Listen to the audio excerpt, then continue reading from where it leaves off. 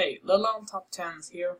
When you think about maps, do you think they're going to be beautiful or do you think they're going to be ugly? Well, this top 10 will be counting on beautiful stuff instead of ugly ones. So, today I'll be telling you guys about the top 10 most beautiful maps ever created by, what's that term called? Cartographers. I think that's how you say it. But yeah, so anyway, let's go on to number 10 here with the thing that I can't really say here. How do you say this? Plano Spalium Artilium C. The Compages Orbium Melodonium Ex Hypothesi Artelli in Plano Expressa. Now, what I just said was Latin, so if you don't know Latin, then you shouldn't be listening. But anyway, the planosphere of Arcturus. Do you know Latin, Nolan? I know a little bit words in Latin.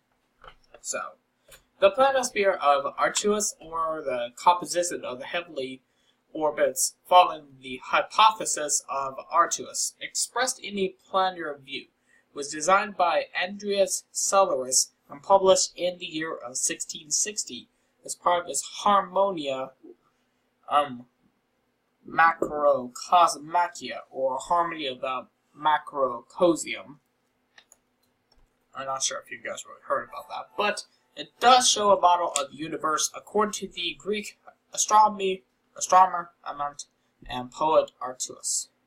It shows the Earth at the center of the universe, which none of us believe now today, with the sun, moon, and other planets orbiting around it, and the sun and the signs of the zodiac orbiting around those.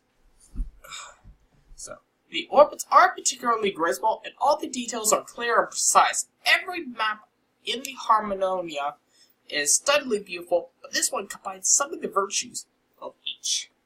Alright, number 9 we got here is the, how do you say this again, the Ciudad Atlas Turcomicia. So, but yeah, this was created by, I do believe, Selim III, then Sultan of the Ottoman Empire, engaged in many reforms and modernizations during his regime.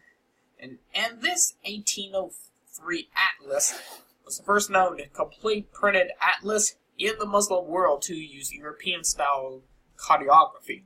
Only 50 copies were printed. Only 50, not 100 or 100 million or something like that. And many of these maps were burned in a warehouse fire during a Janissary uprising of those opposed to Selim III's reforms. So it's also one of the rarest printed atlases ever. So the lettering is remarkably well done, even by the high standards of the day. Each page was mounted on a cloth rather than paper to make it more durable.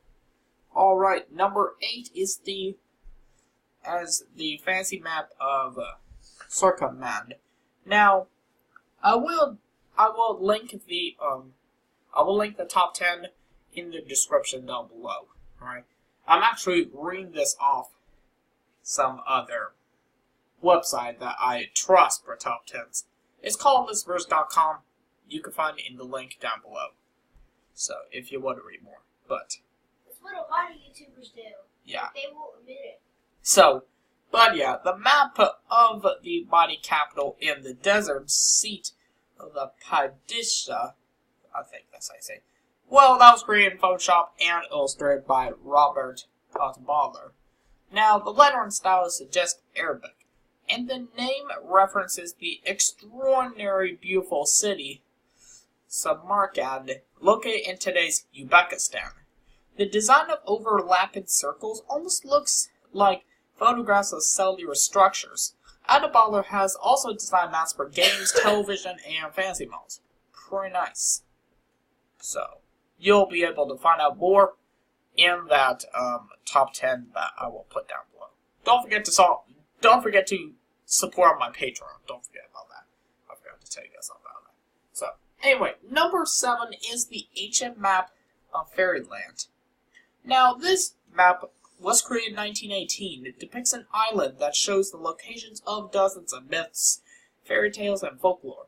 The sources are mostly British, but there are also inspirations from Greek and German myths.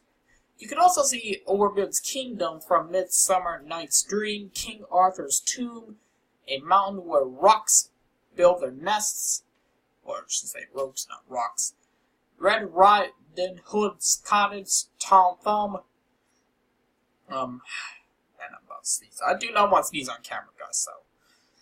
Mont Salvant, the land where the Holy Grail is found, well, is guarded by the Grail Knights, and Oasis Ship.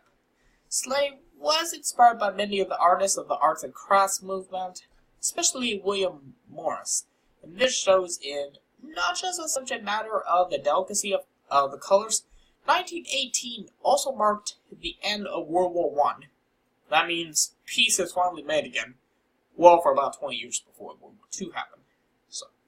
So it's quite possible that for Slay and those who admired the map, this fantasy land in which even the more dangerous creatures such as dragons look peaceful was a welcome escape. I might want to buy that map one day. Number 6. Duke's Plan of New York. So, alright, in 1664, that was the year the English captured New York from the Dutch. The map, found on listverse.com, the specific one, shows several of the original spells from that time, including Hudson's River, Lounge Island, and Manados. The map was presented to James, the Duke of York, with the expectation that he would name the city after himself. The design copied from an earlier Dutch map, blends ornate elements such as the decorated border and legend, with plenty of empty space depicting land and much of the water. British ships, added to reinforce that the city became British territory, are drawn so delicately that they emphasize the empty space. Again, that should be on my bucket list. Go see that map. Alright, number 5 is the map called, let's see here, Cheonhado. I don't think I said that right, but so. Alright, now that map that I just told you about, that was created in Korea around 1800. So that term, well, I just said Cheonhado, I don't speak Korean, so the term means complete map of all under heaven, and shows the mystical Mount Meru in the center. In Buddhist, Jain, and Hindu beliefs, Mount Meru is not just the physical, but the spiritual center of the universe. Other countries with little regard for their relative sizes or geographical location orbit China and Mount Meru. Pretty sweet. That should be on my bucket list too. Read that while I'm in South Korea. No north, please. Absolutely no north. So, alright, number 4 is the Yin, or Yongying County in China. So, who doesn't know about this? Well, I don't, but we're about to find out right now. So, that map that I just told you about was created in China sometime between 1734 and 1779. Think about it. That took like about 45 years to actually create that map. Or somewhere around there. Between the 45-year period. And that shows the river systems in Yongying County in China. Unlike most Western maps, the south is at the top and north at the bottom. Pretty crazy. It was painted on silk, and the labels were pasted on. The gentle curves and muted colors, or muted colors, gave the map a rather tranquil appearance. Again, some I probably want again. Alright, number 3 is Leo Belgius. I don't think I said that Belgius thing right. I don't know. So, again, it's Latin, so. Now, what's so cool about this is that back in 1583, this dude named Michael Antzinger drew a map that depicted the Netherlands, Luxembourg, and Belgium in the shape of a lion. Inspired by the lions that were so common in the region's heraldry, he called it the Leo Belgius. And it started a trend for map makers. The most famous one is by Klaus Janszoon Vischer, or Vischer, from 1611. Awesome. That's pretty awesome there. Number 2. Geological investigation of the alluvial valley of the lower Mississippi River. But yeah, this one is definitely located in the United States of America. Because if I say anything that relates to a state, located in America. So, it's a pretty long map here. So, alright, now this takes place in 1944, where Harold Norman Fiske, a geology professor, published this as part of a report for the Army Corps of Engineers. These maps of the changes of the Mississippi River over time look a bit like the undulations of muscle tissue, a bit like ribbon candy, and a bit like abstract art. The research behind these maps is just as impressive as the maps themselves. Fiske and his team used approximately 16,000 soil samples from various locations around the river and compared them to aerial photographs to establish the overflow patterns. That is pretty awesome. They spent a lot of work into that. For me, I'll probably use like 99% less. Alright, we go on to number one. Alright, number 1 is the Book of Navigation. So, alright. Now that is also took place during the navigation times. You know, where Vasco da Gama and some other people like, well, Christopher Columbus, obviously, so. Alright, now that is taking place in 1521, when the Amen Emery Pure designed many gorgeous maps, including the collection in the Book of Navigation by him, also published in 1521. So the maps show the delicate precision of Ahmed eliminated manuscripts and the coloring of the landmasses, which were far less important to read. Has an almost playful note. Very playful there. His first world map was published back in 1513, which includes both North and South America. Some people believe this section that shows the southern part of South Africa and America, and the coast of Antarctica, is so accurate that it proves humans explored Antarctica long before the historical record indicates.